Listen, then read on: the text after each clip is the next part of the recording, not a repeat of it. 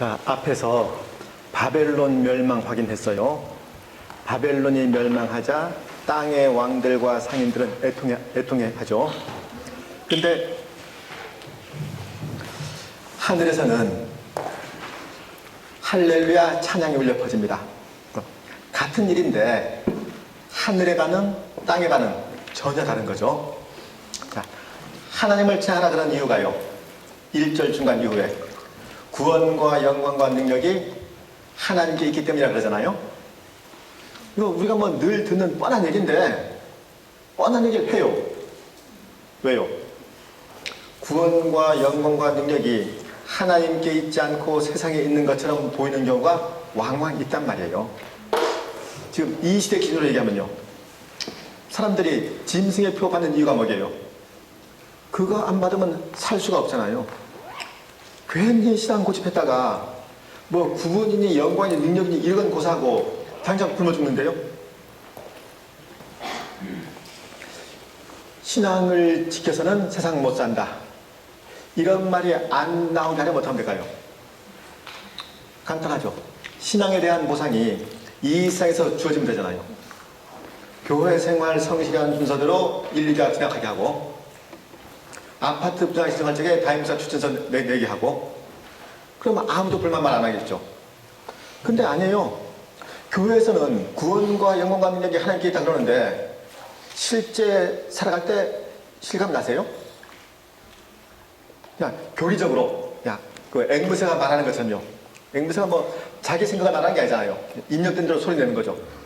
그렇게 교리적으로 구원과 영광과 능력이 하나님께 있습니다, 아멘 할렐루야 하는 거 말고 진짜 자기 진심으로 자기가 그렇게 체험해서 자기 간절로 그런 말 나오냔 말이에요. 세상에서는 그런 말이 사실 실감이 안 되죠. 그러니까 할렐루야 구원과 영광과 능력이 우리 하나님께 있도다, 이 찬양은요 아무나 할 수 있는 찬양이 아니에요. 3절에 두 번째 할렐루야 나옵니다. 하늘의 허다한 물의 큰 음성 같은 것이 두 번째로 할렐루야 하니까 그 연기가 세세토록 올라갔다 그래요. 그 연기라 그랬으니까 앞에서 한번 나온 연기죠. 어떤 연기요? 바벨론이 불타는 연기. 그러자 24장로와 내 생물이 엎드려 보좌에 앉은 하나님께 경배하며 아멘 할렐루야 해서 이제 세 번째 할렐루야 말하죠. 4절이에요. 5절에선 보좌에선 음성이 나서 이르기를 하나님의 종들 곧 그를 경외하는 너희들아 작은 자나 큰 자나 다 우리 하나님께 찬송하라, 이런단 말이에요. 하나님을 경외하는 자한테 하나님을 찬송하는 이유는요, 바벨론에 대한 영원한 심판에 있는 거잖아요. 그동안 바벨론 때문에 얼마나 힘들었냐, 내가 다 복수해주마, 이게 아니고요. 하나님을 경외하는 자라면 오매불망 하나님만 사모했겠죠. 그런데 그동안 바벨론이 방해했잖아요. 그 바벨론이 없어진 겁니다. 하나님과 하나님을 경외하는 자 사이에 가로막았던 그 장애물, 이게 사라졌단 말이에요. 사라지기만 해요. 다시 나타날 가능성도 없습니다. 그럼 남은 건 하나님과의 연합이죠. 그래서 6절에서 또 내가 들으니 허다한 물의 음성과도 같고 많은 물소리와도 같고 큰 우레소리와도 같은 소리로 이르되, 이만 한 거죠. 수많은 무리가 터져나오는 감격으로 찬양하는 겁니다. 첫 번째 찬양 내용 뭐예요? 할렐루야 주 우리 하나님 곧 전능하신 이가 통치하시도다, 이겁니다. 우리가 늘 하는 기도 있잖아요. 아버지의 나라가 오게 하시며, 그 기도가 이제 이루어진 거죠. 하나님의 통치가 이루어지면 그곳이 하나님 나라겠죠. 7절에서는요 우리가 즐거워하고 크게 기뻐하며 그에게 영광을 돌리세 하는데, 뭘 즐거워하고 뭘 기뻐해요? 무슨 이유로 영광 돌려요? 이어지는 7절 중간부터 보면요, 어린 양의 혼인계약이 이르렀고 그의 아내가 자신을 준비하였으므로 그에게 빛나고 깨끗한 세마포 옷을 입도록 허락하셨으니 이 세마포 옷은 성도들의 옳은 행실이더라 가 답이죠.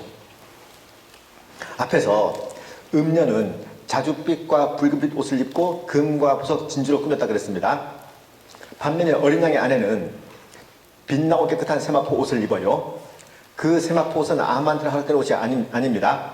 7절 중간부터 보면요, 그의 아내가 자신을 준비하였으므로 그에게 빛나고 깨끗한 세마포 옷을 입도록 허락하셨으니 했잖아요. 자신을 준비한 사람한테만 세마포옷이 허락돼요.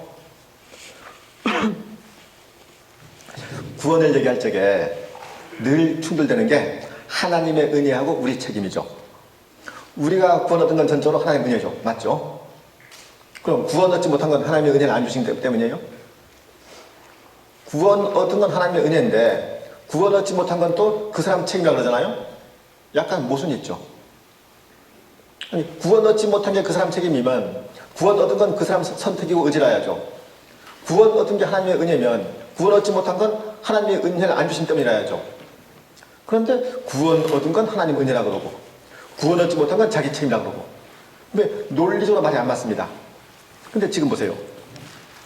세마포 옷은요, 자기가 입고 싶다고 입을 수 있는 옷이 아니에요. 하나님이 허락하셔야 됩니다. 그런데 허락받으려면 그럼 자기를 준비해야 돼요. 세마포 옷을 허락받는 건 은혜지만은 허락받지 못한 건 자기 책임인 거죠. 맥스 루케도 목사가 이걸 이렇게 비유를 했어요. 결혼 기념일이라서 식당을 예약했답니다. 아, 오늘이 박종천 목사 결혼 기념일이에요. 윤수 알고 있냐? 자, 그래서 시간 맞춰서 식당에 갔죠. 근데 식당에서 입장을 거부해요. 못 들어온대요. 그 식당은 정장 차림으로라만 입장이 가능하답니다. 뭐 좀 유럽에 좀 럭셔리한 식당 그런 데 있을 거 아니에요? 이거 난처하잖아요. 예약은 했는데 복장 때문에 못 들어간대요. 한 번만 봐달라 그래도 안 되고요. 지금 이 옷이 어지간한 정장보다 훨씬 비싼 거라 그래도 안 되고요. 결혼기념일 망치게 생겼습니다. 근데 한참 그 입구에서 옥신각신 하는데 지배인이 왔어요. 아니, 무슨 일입니까? 여차에 쳐서 그렇습니다. 그러니까 지배인이 좀 기다리십시오 하고 안에 들어가더니 자기 정장을 갖고 왔습니다. 그래, 그 옷 빌려 입고 들어갔죠. 그럼 어때요? 거기에 들어간 게 자기 능력입니까? 은혜입니까? 세마포 옷은 하나님의 허락이 있어야 입을 수 있습니다. 그리고 그 세마포 옷을 성도들의 옳은 행실이라 그래요. 우리한테 옳은 행실이 있다 그래서 우리한테 신자다운 면모가 있다 그래서 그게 우리의 잘남이 아니고 하나님의 은혜더란 말이에요. 9절에서는요. 천사가 어린 양의 혼인잔치에 처음 받은 자들은 복이 있다 그럽니다. 어린 양의 아내가 따로 있고 청함받은 그 하객들 따로 있고 그거 아니죠. 어린 양의 아내 그러면 꼭 한 사람 같지만은 혼인잔치에 청함받은 사람 하면 많을 거 아니에요. 자, 같은 사람입니다. 앞에서 그 바벨론 멸망 얘기할 적에요. 내 백성아 거기서 나와 그의 죄에 참여하지 말고 그가 받을 장들을 받지 말라 했던 거 기억하시죠? 바벨론에서 나온 하나님의 백성들이요. 바로 그들이 어린 양 혼인잔치에 청함받은 사람들인 거죠. 그들한테는 복이 있답니다. 이런 말 왜 하죠? 이 시대 상황을 상상해보면 납득이 되죠. 지금 소아시아 7교회 교인들이요. 하루하루 힘겹습니다. 짐승의 표를 받지 않으면 매매를 못해요. 대체 무슨 복이 있단 거죠? 복은 고사하고 핍박이나 안 받으면 다행이죠. 자, 성경은 우리한테 복이 있다 그럽니다. 여러분 복이 느껴지세요? 아니 정말로 하나님 말씀을 지키는 게 복인지 늘 갈등되는 거 아닌가요? 고지식하게 믿을 게 아니고 좀 자기 앞가림 나면서 나름대로 지혜롭게 융통성 있게 믿어야 그게 맞는 것 같은데 바로 그런 사람들을 위한 선언인 거죠. 복은 다른 데 있는 거 아니다. 어린 양 혼인잔치에 처음 받은 사람들 그 사람들한테 복이 있는 거다. 하나님이 밝게 말씀하셨는데 왜 그 말씀에 토를 다는 거냐. 이상 산 동안 부디 딴 생각들 말아라. 지금 이걸 선언한 거란 말이에요. 11절로 16절 볼게요.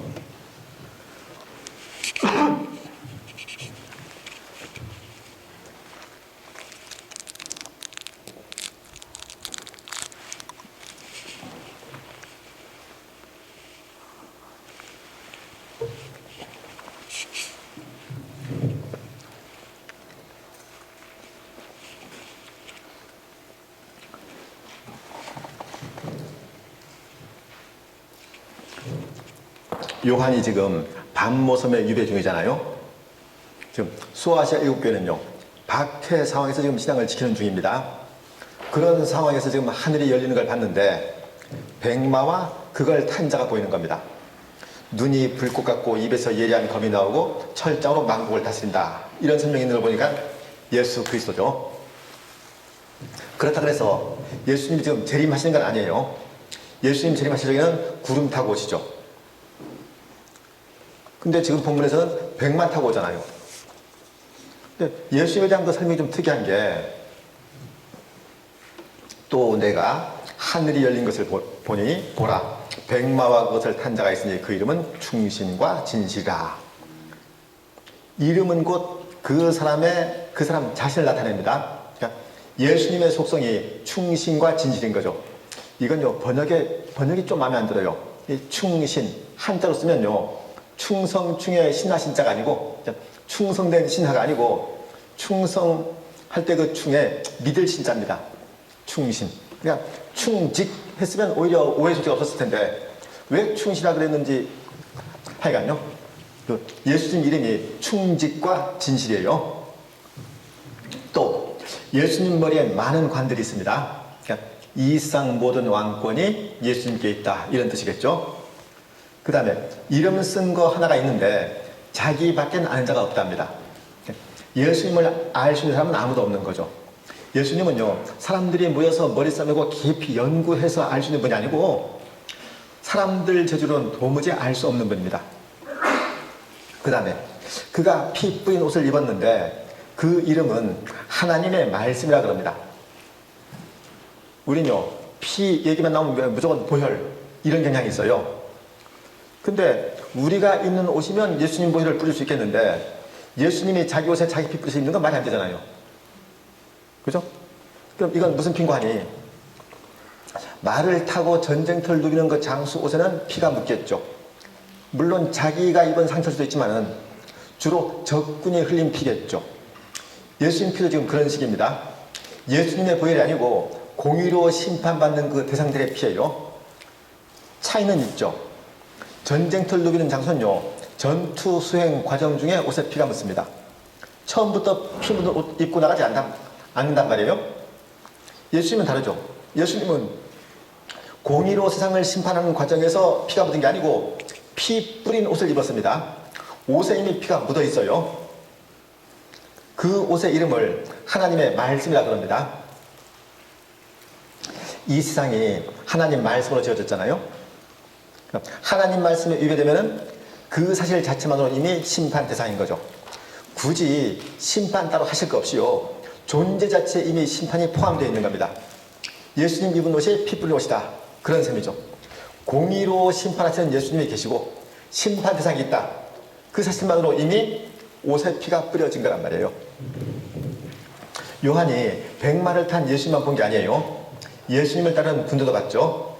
14절에 하늘에 있는 군대들이 희고 깨끗한 세와 옷을 입고 백마를 타고 그를 따르더라 했잖아요. 예수님은 피 뿌린 옷을 입었는데 예수님을 따르는 군사들은 희고 깨끗한 세마포 옷을 입었습니다. 당연해요. 공의로 심판하며 싸우는 자를 따라가려면 일단 순결하고 거룩해야죠. 안 그러면요 지금 장수가 공의로 심판하는 장수입니다. 그런 장수를 따라가는데 죄가 있으면 따르긴 고사하고 자기 피도 예수님 옷에 묻혀야 될 거 아니에요. 순결과 거룩이 하늘 군대의 정체성인 겁니다. 또 입에서 나오는 예리한 검은 하나님 말씀을 뜻하는 거 이건 아시겠죠? 하나님 말씀에 어긋나는 건 전부 다 난도질 당하는 겁니다. 그걸로 하나님의 심판을 비유해요. 그 다음에 철장으로 쇠몽둥이 이걸로 두들겨 팹니다. 그게 전부가 아니고요. 또 15절 중간부터는 포도주 틀에 넣고 짓밟습니다. 그럼 뭐요? 심판 3종 세트네요. 하나님 곧 전능하신 이의 맹렬한 진노의 포도주를 밟는다. 이랬으니까요. 전능하신 이가 진노하면은 그 진노를 벗어나 보는 건 도무지 없겠죠. 이런 심판을 행하는 이의 옷과 다리에 이름 쓴 게 있는데 만왕의 왕이고 만주의 주래요. 16절에. 왜 하필 옷하고 다리요? 옷하고 다리에 공통점이 있죠. 옷에는 피가 뿌려져 있고요. 또 진노의 포도주틀을 밟았으니까 다리에도 피가 튀었겠죠. 심판의 흔적이 그대로 남아있는 그런 곳에 이름을 썼습니다. 뭐요? 만왕의 왕 만주의 주. 그럼 만왕의 왕 만주의 주가 행한 그 심판에 누가 토를 달겠어요? 그 심판은 의로울 수밖에 없습니다. 그 만왕의 왕 만주의 주를 따르는 게 하늘 군대인데, 그들은 희고 깨끗한 세마포 옷을 입고 백말 탔어요. 마치 그 개선 행진하는 것 같죠? 뭐 했죠? 그들이 한 일 없어요. 세마포를 더럽히지 않은 거, 이거 하나죠. 주님은 지금도 세상을 심판하시는 중입니다. 입에서 나오는 예리한 검으로 심판하고 쇠몽둥이로 심판하고 진노의 포도주 틀을 밟으세요. 그리고 우리한테 그 일에 동참하라 부르십니다. 그럼 주님의 승리가 우리한테 어떻게 나타나느냐? 세상 풍조에 굴복하지 않는 것, 이걸로 나타나죠. 이 세상과 타협하지 않는 것, 그거요. 우린 희고 깨끗한 세마포 옷을 입고 주님을 따르는 사람이란 말이에요. 그 옷을 정결히 간직하는 것, 그게 우리 책임인 겁니다. 17절로 21절이요.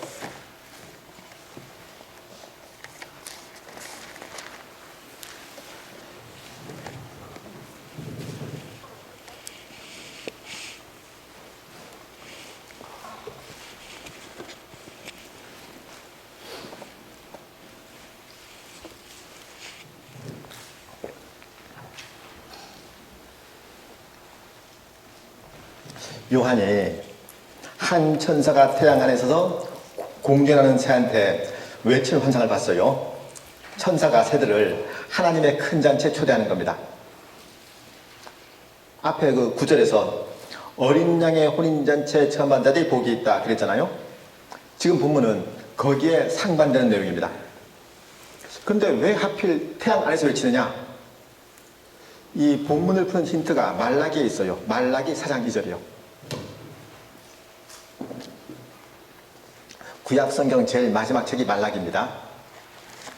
말라기 4장 2절.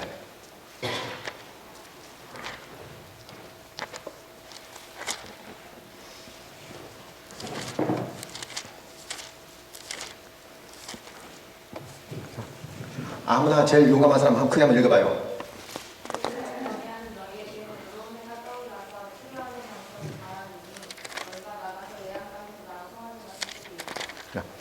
치료하는 광선을 붙인다 그럽니다. 마치 그 레이저 광선 나가는 거, 이런 게 나와서 병든 자를 고치는 그런 게 연상되는데, 이게 혹시 영어 성경 보시는 분, 광선이 뭔가요? 영어 성경 없나요? 레이가 아니고 윙, 날개가 나왔죠. 영어 성경 보시는 분, 전멸인가요? 이게 본래 광선이 아니고 날개요, 날개. 그러니까 그의 날개 안에서 치료한다, 이게 맞는데 왜 치료하는 광선 비춘다 이렇게 의역했는 거 아니? 해한테 날개는 이상하잖아요. 해한테는 날개보다 광선이 어울리죠. 근데 본래 의도는 광선이 아니고 날개입니다. 그리고 날개, 그러면 날개는 하나님의 은혜, 하나님의 보호, 이걸 나타내죠. 말라기 선지자가 해를 통해서 하나님을 경외한 자들이 누릴 그 구원의 은혜, 이걸 얘기한 거란 말이에요. 그리고 본문의 천사는요, 바로 그런 곳에서 저주를 선포하는 겁니다. 그럴 수밖에 없는 게 하나님을 경외한 자들이 아닌 거잖아요. 가끔 사람들 쓰는 말 중에 이런 말 있죠. 야, 나도 어지간하면 안 그러는 사람인데, 근데 이번 일은 어지간하면 안 그런데 이건 도저히 못 참겠다, 이런 말이잖아요. 그 말을 하나님이 하시면 어떻게 될까요? 나도 어지간하면 은총 주고 싶은데 저것들한테는 도무지 저주밖에 못 주겠다, 이러면요, 천사가 태양 안에서 외쳤다는 게 바로 그 말인 겁니다. 본래 거기선 하나님의 은혜, 하나님의 보호, 이게 선포되는 곳이에요. 그런 곳에서 오히려 저주가 선포되는 겁니다. 왜요? 저주밖에 줄 게 없거든요. 요한이 본 환상이 한 가지 더 있어요. 짐승과 땅의 임금들과 그들의 군대들이 모여 말탄 자와 그의 군대와 더불어 전쟁을 일으킵니다. 그 전쟁에서 짐승과 거짓 선자는 잡혀서 상처로 유황 불 붙는 곳에 던져지고, 나머지는 말탄 자 입에서 나오는 검에 죽습니다. 그러자 모든 새가 그들의 살로 배를 불린대요. 어제 아마겟돈 나오다가 갑자기 썰렁하게 끝났던 거 기억하시죠? 제가 그랬죠. 뭔가 이거 용두삼이 아니냐, 뭔가 이상하다, 기억해둬라 그랬습니다. 지금 그 얘기하는 거예요. 16장 12절로 16장 한번 봐보세요.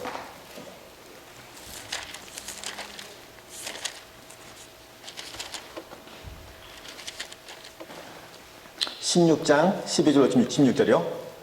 아마겟돈 전쟁이 막 그냥 긴장감을 고조시키다가 흐지부지가 넘어갔어요. 자, 6번째 대접장에서 아마겟돈 나왔단 말이에요.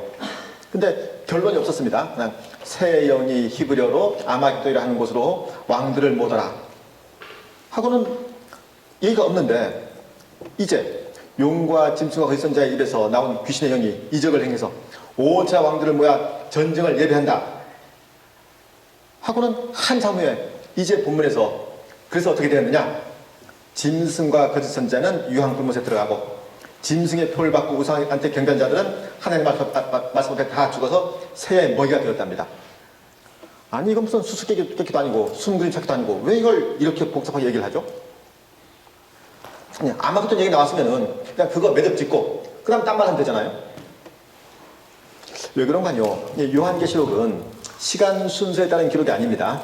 반복적이고 점진적인 기록이에요. 했던 말을 또 하되 좀 더 자세히 하고 그 말을 또 하되 좀 더 깊게 얘기하고 그러는 거란 말이에요. 앞에 16장 17절에서 일곱 지천사가 대접소를 적에 되었다고 그랬잖아요. 하나님의 심판이 다 끝났다는 얘기죠. 근데 하나님의 심판이 끝나려면은 아마겟돈 세계에 대한 심판이 끝나야죠. 그 내용이 17, 18, 19, 20장인 겁니다. 아마겟돈 주동세력, 용, 짐승, 거짓 선지자요. 그들한테 미혹된 온천하 왕들하고 왕들을 따라 전쟁터에 동원된 군사들, 이다 바벨론이죠. 그 바벨론 멸망을 17장, 18장에서 얘기를 했어요. 마치 그 전쟁 영화에서 수두룩한 그 엑스텐트자들에게 다 죽어 넘어지는 겁니다. 그리고 짐승과 거짓 선지자는 19장에서 심판받죠. 그리고 20장에서 용이 심판받아요. 그렇게 해서 하나님의 심판이 마무리됩니다. 심판받는 순서가 아닌 거 아시겠죠? 심판은 다 같이 받는데 그 설명을 이렇게 엑스트라부터 그 주연급으로 이렇게 올라가는 거죠. 짐승, 거짓 선지자, 용, 이렇게요. 톨스토이가 쓴 그 안나 카레니나 첫 문장이 이렇습니다. 행복한 가정은 모두 엇비슷하고 불행한 가정은 불행한 이유가 제각기 다르다. 그죠? 그럴 것 같죠? 이 얘기를 여기 옮길 수 있어요. 신앙을 지키는 이유는 모두 엇비슷하지만 신앙을 버린 이유는 제각기 다르다. 그죠? 그리고 같은 게 한 가지 더 있습니다. 신앙을 버린 자들의 결국, 이건 같아요. 어떤 이유로 거짓 선지자한테 미혹되어서 짐승을 따게 되었는지 이유는 정확히일지 모르겠는데 종말은 똑같단 말이에요. 모두 말 탄 자 입에서 나온 그 검에 죽는 겁니다. 한 사람 빠짐없이 하나님 말씀으로 심판받아요. 그리고 성경은 지금 그 내용을 우리한테 하고 있잖아요. 왜요? 짐승의 표 안 받으면 하루하루 매매를 못합니다. 사는 게 버거워요. 그러던 중에 짐승과 거짓 선지자가 유황불못에 던져지는 걸 봤단 말이에요. 그럼 야, 이 고생하며 신앙 지키기 과연 헛된 게 아니로구나가 확인되겠죠. 할렐루야 찬양이 절로 나올 겁니다. 분명히 이 시대는 그랬을 거예요. 우린요? 우린 할렐루야 찬양이 안 나오지 않나요? 그럼 뭐예요? 우린 사실 신앙 때문에 세상에서 시달리는 일이 별로 없는 거죠. 신앙을 이유로 손해본 적도 없고 불이익을 강요당해본 적도 없죠. 불편한 것도 없죠. 그러니까 세상의 심판 받거나 말거나 알 바 아니죠. 옛날엔 예수 믿는 게 참 어려웠죠. 지금은 안 어려워요. 이런 차이가 종교의 자유가 있는지 없는지 그 차이라면 모르겠는데 혹시 예전엔 교회와 세상이 뚜렷이 구분되었는데 지금은 구분이 안 되는 때문이라면 그건 안 됩니다. 비록 세상 풍조는 구분을 안 할지라도 우린요, 자기 혼자마저도 구분해야죠.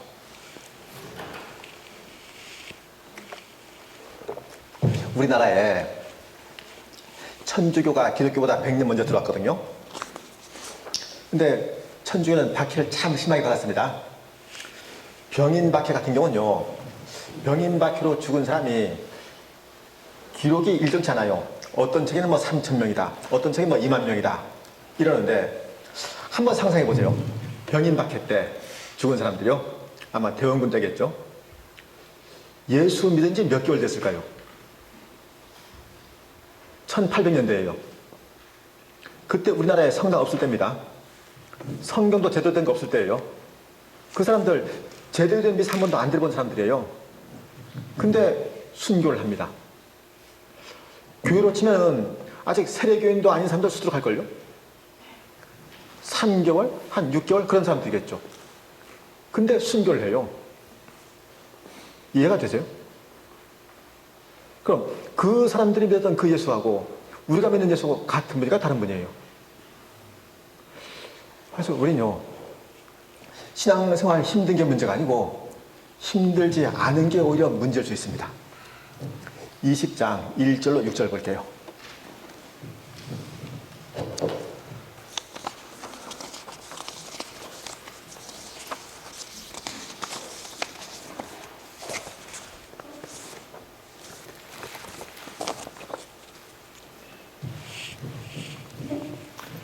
천년왕국이란 말 들어보셨죠? 지금 본문에서 유래한 말입니다. 성도들이 천년 동안 왕노릇한다. 그래서 천년왕국인데, 이 천년왕국에는요, 크게 세 가지 주장이 있어요. 전천년설, 후천년설, 무천년설. 전천년설, 예수님 재림이 천년왕국 전에 있다. 후천년설, 아니다, 예수님 재림은 천년왕국 후에 있다. 무천년설은 천년왕국은 없다가 아니고 지금 교회 시대가 곧 천년왕국이다. 천년은 실제 기간이 아니고 한 상징이다. 이런 주장인데, 이런 말 하면요, 어느 게 맞아요? 이거 묻는 사람이 있어요. 저도 몰라요. 전천년설이든 후천년설이든 무천년설이든 중요한 건요, 어쨌든 주님 오신다, 이게 중요한 거고, 주님이 이상 주인이다, 이거죠.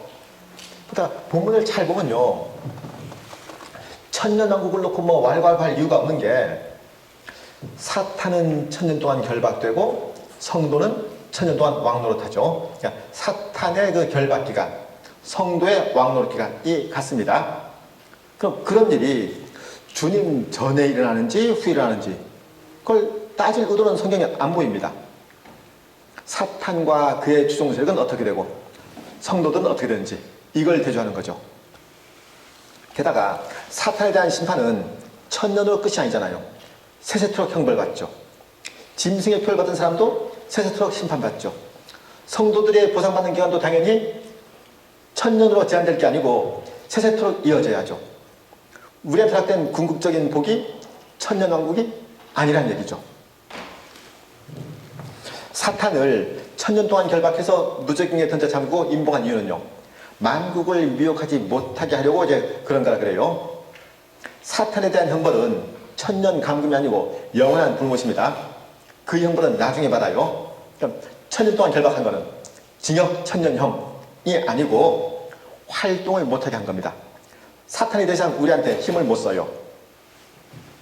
예수님이 이 땅에 오신 이후로 사탄은 결박당했잖아요. 하나님 나라가 시작된 거죠. 사탄은 치명상을 입은 채 마지막 발악을 합니다. 그 얘기를 지금 본문에선 3절 중간 이후에요. 그 후에는 반드시 잠깐 놓이자 이러는 겁니다. 사탄이 무적행에 임봉되어 있어요. 자기 스스로 못 나옵니다. 밖에서 열어줘야 나올 수 있어요. 무적행에 감금된 그 사탄이 마지막 기력을 모아서 그냥 최후 발악을 한다 그래서 자기 재주로 나오는 거 아니란 말이에요. 하나님의 허락이 있어야만 그게 가능한데, 그럼 하나님께서 그걸 허용하시는 이유가 있겠죠? 7절부터 10절에 뭐라 그럽니까? 사탄한테 미혹된 자들을 벌하기 위해서요. 그러면 하나님이 사탄을 무적행에서 나오게 허용 안 했으면은 사탄한테 미혹된 사람도 없었을 텐데 하나님이 괜히 사탄을 풀어주는 바람에 그런 사람 생긴 거 아니냐? 아니, 그러면 곡식을 키질 안 했으면 알곡 쭉정이 구분이 안 됐을 텐데 괜히 키질하는 바람에 쭉정이가 탈로 나고 뭐 그런 거예요? 키질 안 하면 되는데 키질 해서 쭉정이가 만들어진 게 아니고 본래 쭉정이었던 게 키질해서 티나는 거죠. 하나님이 허용해서 사탄의 활동을 하나님 허용해서 그 추종 세력들이 확연히 드러나는 거죠. 요한이 먼저 이런 내용을 봤단 말이에요. 1절로 3절에서. 이어서 본 건 4절에서 보좌들입니다. 거기에는 심판하는 권세를 받은 자들이 앉아 있어요. 본래 이 3절은요 7절로 이어지는 게 맞습니다. 그러니까 3절에서 사탄이 잠깐 놓인다 그랬고 7절 이하에서 잠깐 놓인 사탄이 마지막 발악을 하고는 불과 유황못에 던져지잖아요. 중간에 4, 5, 6절 끼어 있죠. 왜요? 무저갱하고 보좌를 대조하는 게 아니고 무저갱에 던져진 사탄하고 보좌에 앉아서 심판하는 그 권세를 행하는 자들하고 이 둘을 대조하는 거죠. 그 보좌는요 예수를 증언함과 하나님의 말씀 때문에 순교한 자들의 영혼들과 또 짐승의 표를 받지 않은 자들이 살아서 그리스도와 더불어 천년 동안 왕으로 사는 자리입니다. 그 보좌가. 그럼 그 보좌에 앉아서 천년 동안 왕으로 사는 그 사람들이요 세상에선 어떤 대접 받았게요? 굳이 뭐 순교까지 갈 거 없죠. 우리가 신앙을 지키는 걸 불신자들이 이해할까요? 예를 들어서 자 어떤 청년이 11조 한다. 친구들이 이해해요? 나 참 웃긴 게 어떤 사람이 자기 월급 10분의 1로 친구들한테 술을 사면요 다 좋아해요. 돈 쓸 줄 안다고. 11조 하면 미쳤대요. 그거 왜 그러죠? 자, 직장 상사 아들이 주일에 결혼한답니다. 안 갔어요. 그걸 이해해요? 전부 다 그럴걸요? 예수를 믿어도 그렇게 고시하게 믿는 거 아니다. 그죠? 하물며 예수를 증언함과 하나님의 말씀 때문에 목배임을 당했습니다. 매매를 포기하면서까지 짐승의 표를 안 받았어요. 세상이 보기엔 완전 꼴통들인 거죠. 아니 예수를 믿어도 좀 지혜롭게 융통성 있게 믿어야죠. 그렇게 믿으면 세상을 어떻게 사냔 말이에요. 그런 말 듣던 사람들이 이제 보좌에 앉아 있는 겁니다. 하나님께서 친히 그들의 삶을 인정하신 거죠. 그들은 그리스도와 더불어 천년 동안 왕노릇 할 겁니다. 그 천년이 언제부터 언제까지예요? 그걸 알려면 그리스도가 왕노릇 하는 기간이 언제인지 그거 알면 되겠죠. 그리스도의 왕노릇은 그리스도가 부활 승천해서 하나님 보좌의 우편에 앉아 계시잖아요. 그럼 그때부터 재림할 때까지 그때까지 왕노릇 하시는 거죠. 그러면 신자가 왕노릇 하는 기간도 나오잖아요. 언제부터 언제요? 신자는 예수를 믿는 즉시 왕으로 존재합니다. 예수님 오실 때까지. 그럼 지금 우리가 왕노릇 하는 중이에요. 말이 돼요? 실감 나세요? 우리의 신앙 현실은 전혀 왕노릇 아니잖아요. 그럼 둘 중에 하나예요. 우리 느낌이 틀렸든지 성경이 틀렸든지. 예를 들어 볼게요. 우리가 의인이에요? 죄인이에요? 우리가 만약에 죄인이면 예수님의 죽음은 개죽음인가요? 예수님은 우리를 의롭게 하기 위해서 돌아가셨습니다. 근데 우리가 여전히 죄인이면 예수님은 괜히 죽은 거예요. 예수님 핏값이 아무 의미가 없는 겁니다. 우린 의인이죠. 근데 실감이 안 나요. 오히려 죄인이 실감 나죠. 왜요? 의인은 신분이고 죄인은 수준이거든요. 근데 신분은 실감 안 나고 수준만 실감 나는 거죠. 우리 느낌 별로 믿을 게 못 돼요. 여러분 비행기 타면은 속도감 느껴지세요? 속도감이 안 느껴지면 지금 안 움직이는 건가요?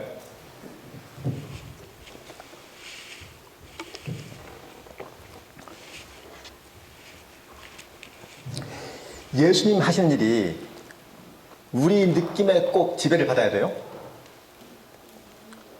천년은요 그리스도가 부활을 한 다음부터 재림할 때까지 기간입니다. 그 기간에 대한 상징이에요. 그럼 그 기간 동안 우리는요 그리스도의 제사장이 되어서 그리스도와 더불어 왕노릇하죠. 아니 그렇잖아요. 우리가 택한 족속이고 왕 같은 제사장이잖아요. 우리는 지금 왕노릇하고 있단 말이에요. 자, 소아시아 7교회는요 예수를 증언함과 하나님 말씀 때문에 목배임 당한 자들이 있었을 거예요. 또 짐승과 그의 우상들한테 경배하지 않고 그들의 이마와 손에 그의 표를 받지 않은 자들 분명히 있었습니다. 그들이 살아서 그리스도와 더불어 1000년 동안 왕노릇 한다 이겁니다. 신앙을 지키다 죽은 사람도 살아서 왕노릇하고 순교의 각오로 신앙을 지키고 있는 사람도 역시 살아서 왕노릇해요. 특히 6절에는요. 첫째 부활에 참여한 자들, 즉 예수를 믿는 모든 사람들이 1000년 동안 왕노릇한다 그랬습니다. 그러니까 요한이본 보좌들에 앉아있는 사람들은요. 순교한 보상으로 앉아있는 거 아닙니다. 이 세상에서도 그 자리에 앉아있고 죽어서도 그 자리에 앉아있는 거죠. 이 세상에서도 그리스도와 함께 왕노릇하고 그 사람들이 죽은 다음에 역시 하늘 보좌에 앉아있는 거란 말이에요. 이걸 놓치면요. 신앙이 되게 구차하게 돼요. 어떻게 해요? 이 세상에서 아무리 힘들고 어려워도 신앙을 포기하지 않고 지키고 있으면 언젠가 주님이 다 보상해 주시는 이렇게 해요. 지금 이거 맞는 말 같죠? 근데 틀린 말입니다. 왠관요? 세상에선 그런 말을 해요. 더 나은 미래를 위해서 지금을 희생하라. 그러니까 즐거움을 유보하라 이거 아니에요. 지금 참고 견디면 더 좋은 날 온다. 신앙도 마치 그런 식으로 오해할 수 있습니다. 어떻게요? 장차 주어질 하늘 기쁨 위해서 지금 세상에서는 무조건 참고 있냐고 견디고 이거요. 물론 뭐 나름대로 의미는 이룰 수 있는데 그게 최선일까요? 지금 세상에서 하나님께서 우리한테 기대하시는 거 단지 참고 견디고 있냐는 그것뿐인가요? 기왕이면 지금 시간을 즐기면서 다음 세상을 기대하면 안 됩니까? 신앙은 정도껏 지키고 적당히 세상을 즐기자가 아니고요. 신앙생활을 억지로 인내하지 말고 즐길 수는 없느냐 얘기예요. 억지로 말고요. 매삼주오란 말 들어보셨나요? 매삼주오. 성경을 매일 석 장씩 읽고 주일에 다섯 장씩 읽으면 1년에 1도 가능하다. 그래서 매삼주오입니다. 이 매삼주오를요. 신앙이 열심히 좀 있다는 사람들의 새해 목표로 참 많이 써요. 금년은 꼭 1도 돼야지. 전제가 있죠. 성경은 비록 읽기 싫은 책이지만 억지로도 읽어야지. 이거 아니에요. 혹시 여러분 중에 뭐 삼국지나 태백산맥 같은 책 그렇게 읽은 분 계세요? 힘들어도 참고 매일 계획 써서 요만큼씩. 뭐 제가 쓴 책이 몇 권 있습니다. 어떤 분이 저한테 목사님 제가요 목사님 책 다 읽었어요. 아 그렇습니까? 제가요 매일 계획 써서 하루에 2편씩 해서 결국 다 읽었습니다. 제가 좋아할까요? 열받을까요? 이건 모독이죠. 아니 제가 쓰고 그렇게 억지로 읽어요? 차라리 읽지 말죠. 성경을 그렇게 억지로 읽는데요? 그렇게 재미없나요? 소설책을 그렇게 읽으면요 저자에 대한 모독입니다. 우리가 신앙생활을 그렇게 억지로 하면은 하나님이 참 민망해하지 않을까요? 야 너희들을 나 섬기기에 그렇게 힘드냐? 좀 얼굴 좀 피고 예수 믿으면 안 되겠느냐? 이러지 않을까요? 우리 좀 얼굴 피고 좀 즐겁게 예수 믿어요. 즐겁게. 데이트하는데 남자가 여자를 집에 데려다 줍니다. 인상 쓰면서. 말이 돼요? 우린 장차 이루어질 약속을 마냥 기다리고 있는 사람들이 아니고 그 약속을 지금 누리는 사람들이라야죠. 성경이 말하는 1000년은요 이미 시작되었고 그리스도는 지금도 우리와 함께 계시잖아요. 그러니까 우리 문제가 뭔가 하뇨. 사실 우린요 가슴에 손 얹고 하나님을 사랑하지 않죠. 하나님을 사랑한다는 것은 그 아문송된 교리뿐이죠. 말로만 사랑한다 그러고 실제 관심은 딴 데 있죠. 하나님을 사랑하면요 신앙 원칙을 지키는 일이 즐거워요. 억지로 참고 인내하면서 힘들고 인상 쓰면서 안 합니다. 제가 어제인가요? 어제였죠 아마? 그 택시기사 얘기했잖아요. 아이고 얼굴에 얼마나 세상에 입 찢어지는 게 뒤에서 보여요. 뒤에서 보여. 입 찢어진 게 얼마나 좋은지. 택시기사도 불륜녀를 그만큼 사랑합니다. 하물며 우리가 하나님에 대해서 그런 감정이 없으면요. 전에 어떤 청년이 저한테 그랬어요. 목사님, 하나님이 정말로 우리 사랑하세요? 왜? 실감이 안 나서요. 야, 혹시 너가 하나님 사랑하는 건 실감 나냐? 하나님 할 일은 하나님 알아서 하시니까 너 할 일이나 해. 너 할 일이나. 너는 하나님 사랑해라. 자기가 하나님 사랑하는 건 관심 없고 하나님이 자기 사랑하냐요. 패야 돼. 하여간. 정말. 7절부터 15절이요.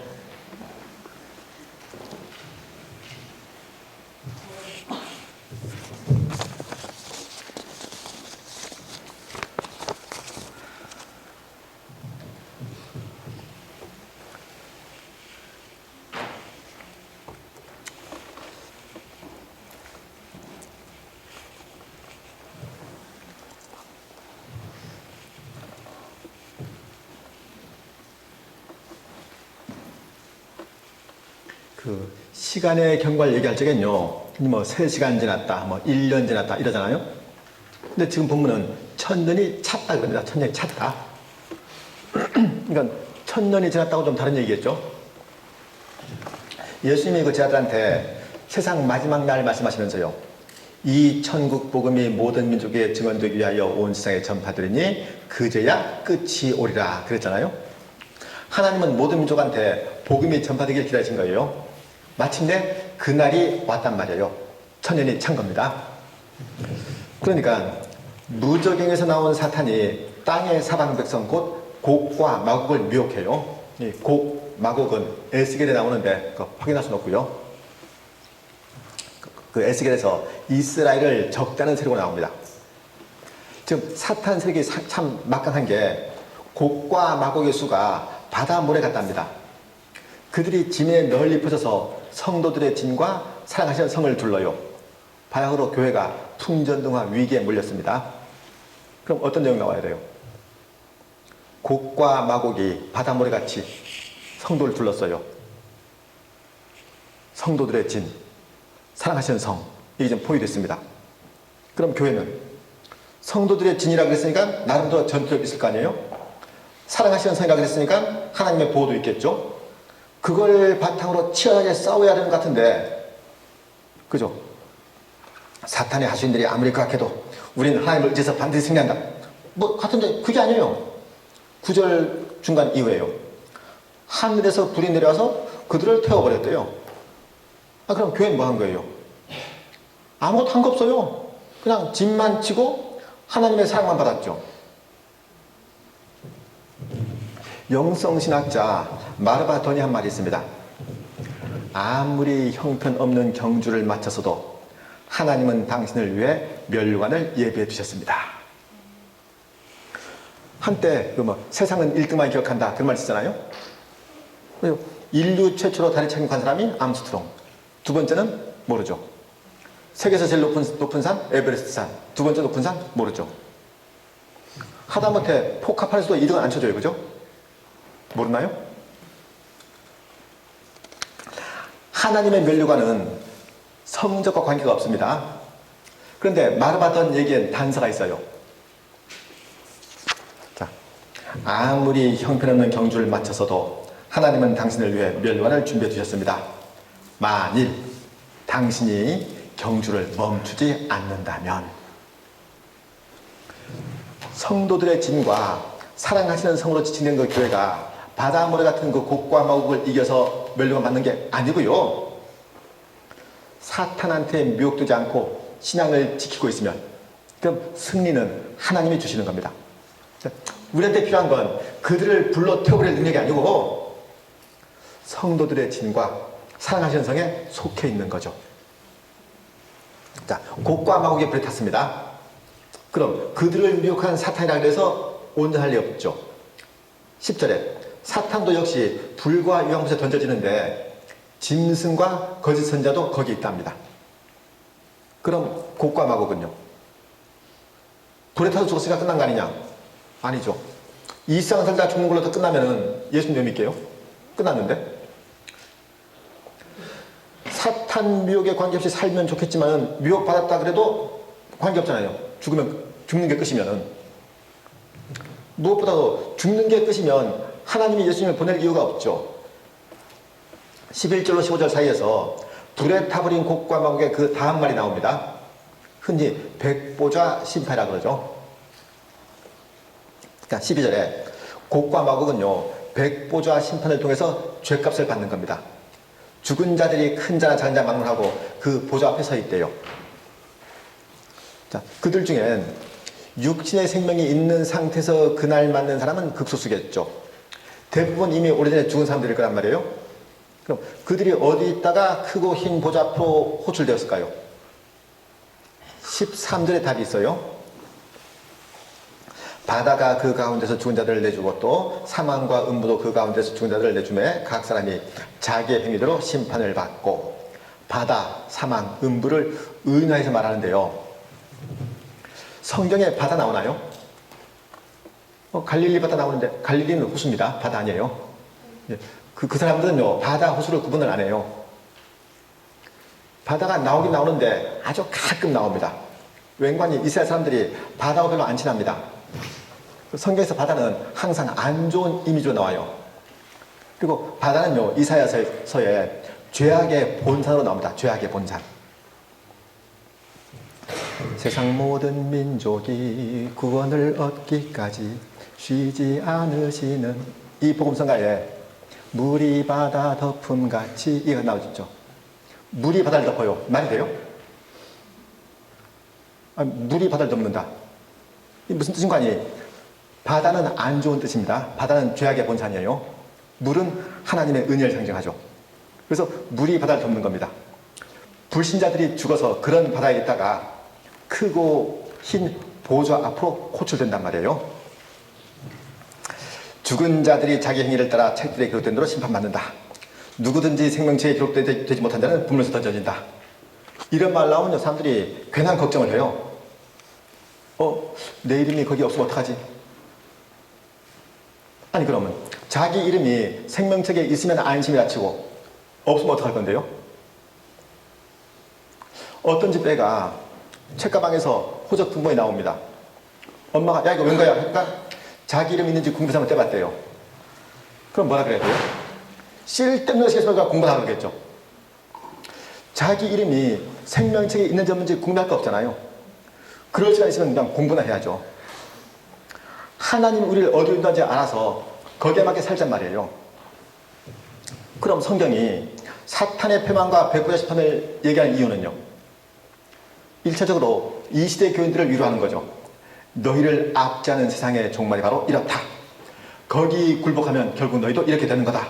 이걸 보여주는 거죠. 우리한테는요, 이상풍조에 휘둘지 말아라. 이거죠. 혹시 우리한테 하나님이 아니고 세상 눈치를 보려는 마음이 있으면요, 그 결국이 바로 이와 같을 거란 말이에요. 지난 시간에 백보좌 심판 나왔잖아요. 백보좌 심판 결론이 불못이었어요. 거기에 이어서 이제 새 하늘 새 땅 나옵니다. 뭐예요? 불못하고 새 하늘 새 땅하고 이 둘이 대조되는 거죠.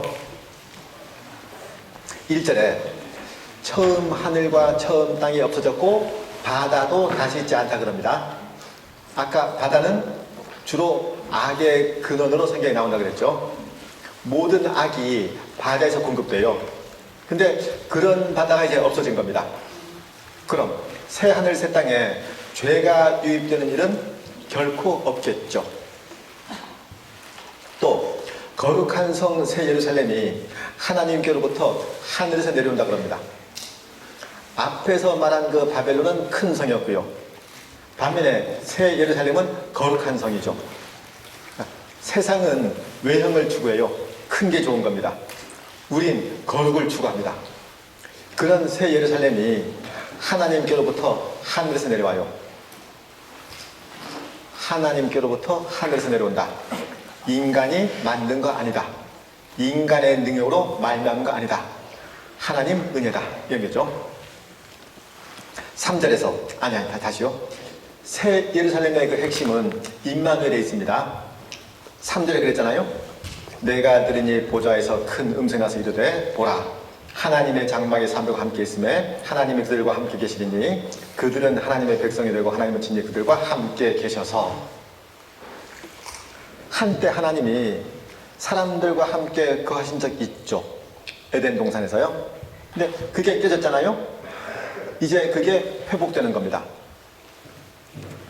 하나님이 사람들과 함께 계시고 싶어 하신다. 이 얘기는요, 구약 성경에도 나와요. 그 성막이 그렇거든요. 하나님의 함께 하심이 그 성막을 통해서 상징적으로 그 사실을 보여줬는데, 예수님이 오시고서는 임마누엘이 현실이 됐죠. 예수를 믿는 사람은 누구나 임마누엘의 은총을 누립니다. 근데 남아있는 문제가 육신이 죽는단 말이에요. 육신이. 우리 육신은 아직 완전하지 않습니다. 추위와 더위를 느끼고 고통과 불편 느껴요. 생로병사에 시달리죠. 그러니까 아직은 사망이 왕으로 타는 그런 세상을 살고 있는 거거든요. 근데 하나님이 우리와 함께 계시면 그 문제도 해결되죠. 4절에서 모든 눈물을 그 눈에서 닦아주시니 다시는 사망이 없고 애통하는 것이나 곡하는 것이나 아픈 것이 다시 있지 아니하리니 처음 것들이 다 지나갔으리라. 우리가 사는 세상이 사망이 왕노릇하는 세상이면 눈물을 닦아주시는 게 별로 의미가 없죠. 눈물을 닦아줘봐야 눈물 흘릴 일 또 있을 거 아니에요. 그래서 하나님이 다시 사망이 없는 세상을 만들고 그 다음에 눈물을 닦아주시는 겁니다. 해서 5절에서 내가 만물을 새롭게 하노라가 가능한 거죠. 하나님은 새로운 만물을 만드시지 않습니다. 만물을 새롭게 하세요. 존재하지 않던 만물을 만드시는 게 아니고요, 존재하는 걸 새롭게 하세요. 그게 새 하늘 새 땅이고 새 예루살렘이죠. 아담 하와가 범죄하자 세상을 뒤집었고 다시 창조한 게 아니고 그리스도 안에서 새로운 인류를 만드시란 말이에요. 자, 6절에서 알파와 오메가고 처음과 마지막이신 그 하나님이 이루신 일은 생명수 샘물을 목마른 자에게 값없이 주시는 일입니다. 창세기부터 요한계시록까지 기록된 그 모든 내용이 바로 이걸 위한 거죠. 하나님이 우리한테 어떤 것도 묻지 않으시고 혼자 일을 이루셨습니다. 그래서 거룩한 성 새 예루살렘이 하나님께로부터 하늘에서 내려왔단 말이에요. 그럼 우린요, 스스로 질문을 해야 돼요. 과연 목이 마른지. 하나님 하시는 일은 목 마른 사람을 위한 일이란 말이에요. 과연 우리가 하나님을 향한 갈급함이 있는지, 이거요. 목 마른 사람은 물을 마시기 마련이잖아요. 7절에서 그런 사람을 이기는 자라 그럽니다. 이기는 자는 이것들을 상소로 하는데요, 이긴 경험이 있는 사람이 아니고요, 이기는 자요. 현재 이기고 있는 사람이요. 본래 신앙은 현재 진행형이라 해야 되죠. 한때 그런 기억이 있는 건 무효예요. 어제 얘기했나요? 돈 세다 되자라. 돈 세 번 경험 있고 죽으면 되는 거 아니잖아요. 계속 돈을 세고 있어야죠. 우리도요, 계속 이기고 있어야죠. 그런 사람이 생명수 샘물을 상속받는 겁니다. 구원이 구원인 이유는 심판이 있기 때문이에요. 성경에서 노아 방주를 얘기하는 것도 홍수로 멸망한 사람이 있기 때문이고요, 롯이 구원받은 얘기를 하는 것도 소돔성에서 심판받은 사람들이 있기 때문이잖아요. 그래서 내가 생명수 샘물을 목마른 자에게 값없이 주리니 이기는 자는 이것들을 상속으로 받으리라에 해당되지 않는 사람들이 8절에 나오죠. 뭐요? 두려워하는 자들과 믿지 아니하는 자들과 흉악한 자들과 살인자들과 음행하는 자들과 점술가들과 우상숭배자들과 거짓말하는 모든 자들은 불과 유황으로 타는 곳에 던져지는데 그게 둘째 사망이랍니다. 이 얘기는 앞에 백보자 심판 때 나왔잖아요. 그런데 또 반복해요. 가끔 그 불신자들이 하는 얘기 중에 그 유치하게 뭐 지옥 있다고 겁줘서 예수 믿게 하고, 좀 그런 거 아닙니다. 노아 가족이 방주밖에 참선을 봤으면요, 무슨 생각했을까요? 하나님이 치사하게 이런 걸 우리 겁줘서 자기 잘 믿게 하고, 이게 아니잖아요. 하나님을 떠나는 삶이 얼마나 비참한지 그 보란 얘기죠. 천사가 롯한테 소돔성을 보여줬으면요, 그게 지금까지 얼마나 부질 없는 삶을 살았는지 그걸 알란 뜻이겠죠. 성경이 그래서 우리한테 심판을 말하는 겁니다.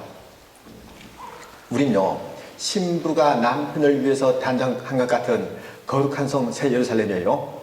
쓸데없는 것에 신경 쓸 이유가 없죠.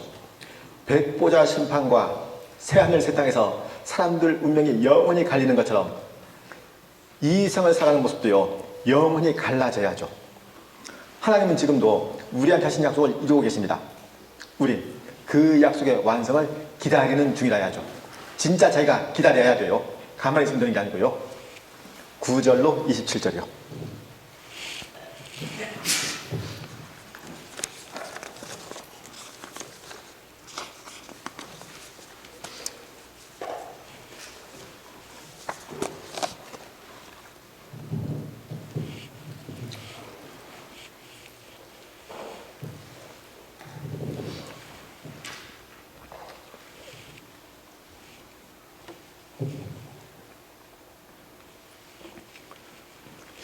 예수님이 이 땅에 오셔서 행한 기적 중에 가장 먼저 행한 기적이 뭐죠? 그렇죠. 물로 포도주 만든 기적이요. 왜 그랬게요? 어떤 기적을 제일 먼저 행하는지는 예수님 마음이잖아요. 다른 걸로도 첫 번째 기적 삼을 수 있었는데 굳이 물로 포도주 만드는 기적을 첫 번째 기적 삼았습니다. 왜 그런 거 아니요? 성경이 우리를 그리스도의 신부라 그러잖아요. 어린 양 혼인잔치에 참여하는 게 우리 구원의 완성입니다. 예수님은 그 일 위해서 오셨어요. 그러니까 갈릴리 가나에서 자칫 망가질 뻔한 그 혼인잔치를 온전히 하신 걸로 장차 있을 영원한 혼인잔치의 완성을 암시하신 거죠. 7대접 재앙 때 나왔던 그 천사 중 한 천사가 요한한테 어린 양의 아내를 보여준다 그럽니다. 9절이요.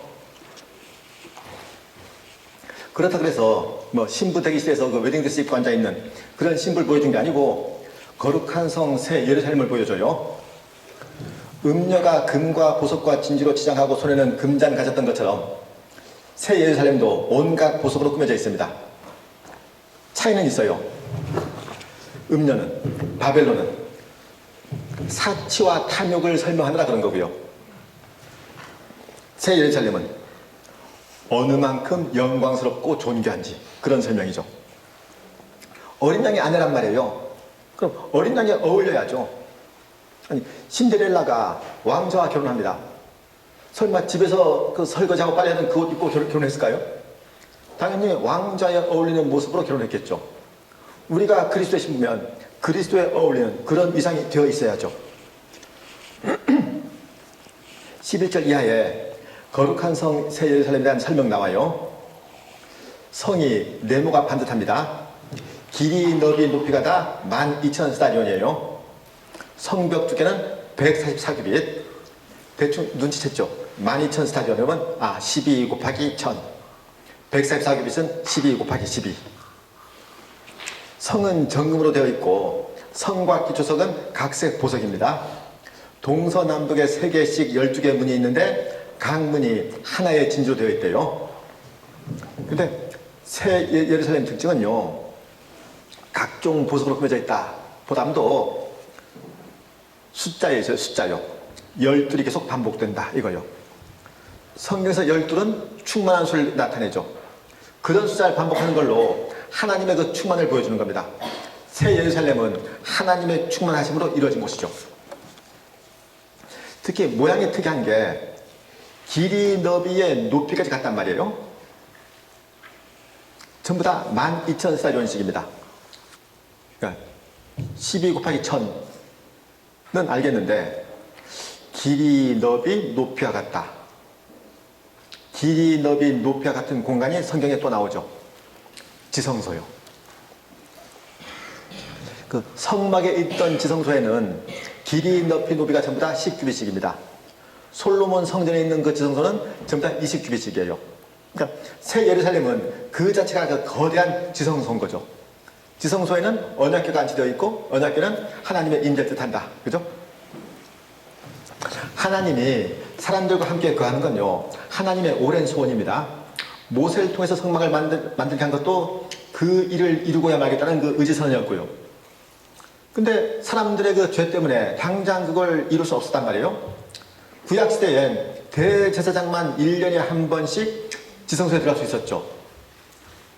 그런데 영원한 지성소인 그 새 예루살렘에서는요, 모두가 하나님의 임재를 상시적으로 누리는 겁니다. 사람들과 함께 가려는 그 하나님의 오랜 계획이 드디어 이루어진 거죠. 구약 시대 대제사장 얼마나 특별한 사람이었을까요? 이스라엘 백성 전체를 대표해서 하나님을 섬기는 사람이잖아요. 성경은요, 우리 모두가 다 그런 사람이 되는 거다, 이걸 말하는 겁니다. 하나님은 우리를 사랑하세요. 뭐 교회에서 늘 듣는 말입니다. 근데 간혹 근데 왜 제 기도는 안 들어주세요? 이런 말을 가끔 해요. 그러니까 하나님이 자기를 사랑하면은 자기가 원하는 걸 이루어져야 되는 거 아니냐, 이거죠. 근데 하나님 생각은 달라요. 하나님은요, 우리를 사랑하셔서 먼저 우리와 같이 시간을 보내길 원하십니다. 그래서 임마누엘이죠. 구약시대엔 그 임마누엘이 제한적으로밖에 나타날 수 없었어요. 언약궤가 지성소에 안치되어 있고 휘장으로 가려진 채 대제사장만 1년에 한 번 드나들었잖아요. 근데 우리 구원이 완성되면은 임마누엘도 같이 완성되는 겁니다. 우리가 하나님과 늘 함께 지내는 거죠.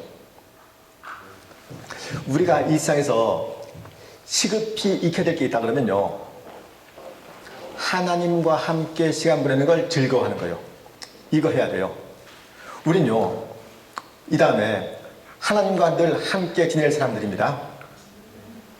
그럼 지금 하나님께는 최소한 성의 표시만 하고 모든 관심은 세상에 둔 채 살아가면요, 천국 가도 천국이 아닐걸요? 아니, 영원토록 하나님과 함께 지내야 되는데 그거 집에서 어떻게 한대요? 부교육자 때 사실 교인이었는지 교인 가족이었는지 구분도 애매한 분 장례식에 간 적이 있습니다. 그런 분 있죠. 교인인지 아닌지 잘 헷갈리는 분, 그죠? 교회에 이름은 있는데 얼굴은 안 보이는. 그래서 교인이 아니라고 하기는 좀 미안하고 교인이라고 치기엔 또 좀 그렇고. 자, 그런 분이 죽었단 말이에요. 장례식에 갔습니다. 목사님이 고인이 이미 천국에 있는 것처럼 이제 설교를 하세요.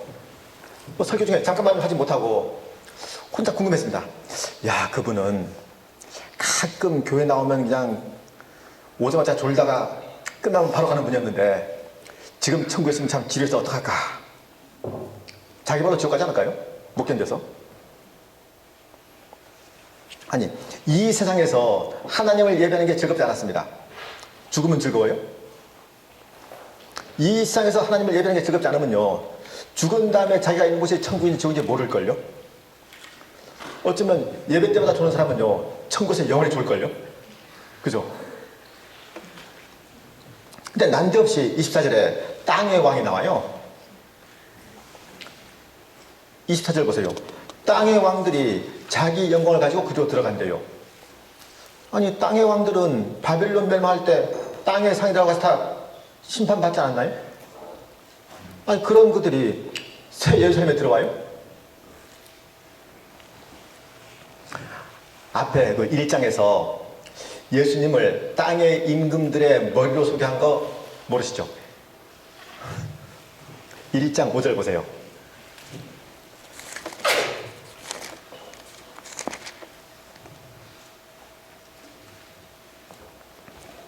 또 충성된 증인으로 죽은 자들 가운데서 먼저 나시고 땅의 임금들의 머리가 되신 예수 그리스도로 말미암아 예수님을 땅의 임금들의 머리라고 그랬습니다. 우리는 흔히 예수님을 교회의 머리라고 그러잖아요. 예수님은 교회의 머리이기도 하고 땅의 임금들의 머리이기도 하고 가 아니고 교회가 곧 땅의 임금인 거죠. 이 땅에서 천년 동안 왕노릇 하잖아요. 그런 교회가 자기 영광을 가지고 새 예루살렘으로 들어가는 겁니다. 아니, 새 예루살렘이 교회인데 무슨 교회가 또 교회로 들어가냐? 아니요, 교회는 성도 한 사람 한 사람을 말하기도 하고요, 성도들의 총화를 말하기도 합니다. 성도 개인이 성도들의 모임에 합류하는 거죠. 그냥 합류하는 게 아니고요, 자기 영광을 가지고 합류합니다. 신자들한테 무슨 영광이 있어요? 신자들한테 영광이 있다면 이 세상에서 하나님의 영광을 사모한 영광이 있겠죠. 이 세상에서 하나님을 섬긴 흔적이요, 이거 있겠죠. 그걸 가지고 새 예루살렘에 가는 겁니다. 아더왕과 원탁의 기사 얘기 들어보셨죠? 그 아더왕이 그랬대요. 기사들을 그 전쟁터에 내보내잖아요. 그러면 그 다음에 몸 검사해서 싸운 흔적이 없으면 다시 내보냈대요. 뭐 정말인지 아닌지 모르겠는데 전사한테는요, 싸운 흔적이 많으면 많을수록 자랑이고 없으면 없는 만큼 수치입니다. 그럼 우리한테는요, 하나님을 섬긴 흔적이 있어야죠. 그게 우리의 훈장이죠. 이 새 예루살렘은 25절에 문을 닫을 일이 없어요. 왜요? 이 상 모든 악이 다 척결된 상태잖아요. 문 단속할 이유가 없죠.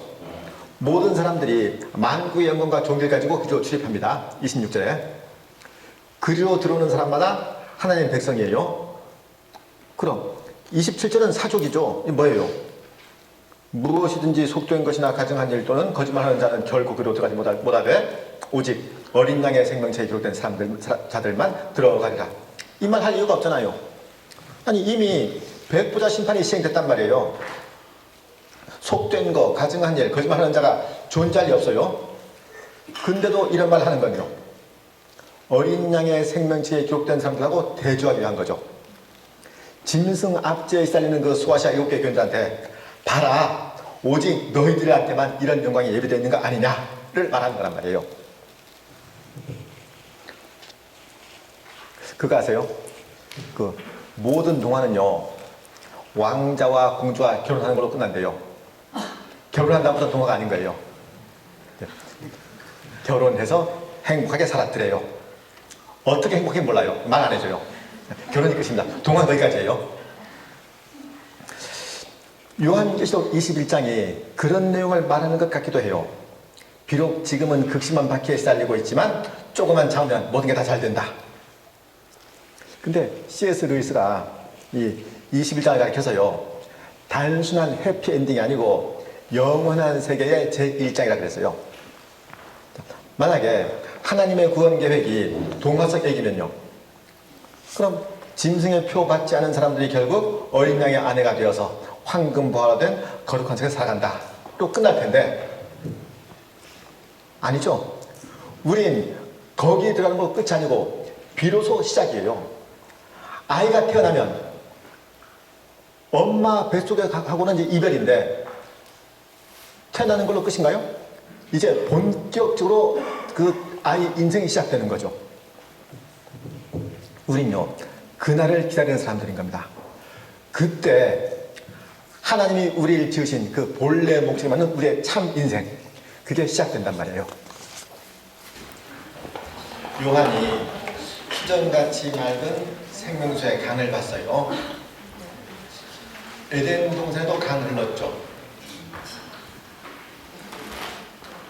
창세기에 보면요, 강이 에덴에서 흘러나와 동산을 적시고 거기서부터 갈라져 네 근원이 되었으니, 이런 구절이 있습니다.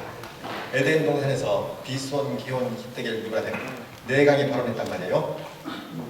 또 에스겔 47장에도 성전에서 발원한 강줄 얘기가 나와요. 그 강물이 이르는 곳마다 생물이 살아났대요. 에스겔은 지금 어떤 상황이냐요, 이스라엘이 바벨론에서 포성할 적에 그때 기록된 책입니다. 나라가 망해서 아무런 소망이 없는데 다 끝난 것 같은데, 근데 생명의 회복을 말하는 그런 강을 얘기해요. 그러니까 하나님이 요한한테 다짜고짜 찍으면 생명수 환상을 보여준 게 아니고요, 소아시아 7교회 전하라 그랬잖아요. 그 사람들은 에덴 동산엔 강 흘렀다, 에스겔에는 생명의 회복으로 강 나온다, 이거 다 아는 사람들이란 말이에요. 그 사람들한테 생명수 환상을 보여주시고는 가서 전하라 그런 겁니다. 사람들한테 이상한 편견이 있어요. 신이 있다는 얘기는 신앙이고 신이 없다는 얘기는 과학인 줄 알아요. 맞나요? 아니, 신이 있는 게 과학적으로 입증된 것도 아닌데 어떻게 믿느냐, 이런 얘기 들어보셨죠? 아니, 그럼 신이 없다는 건 입증됐나요?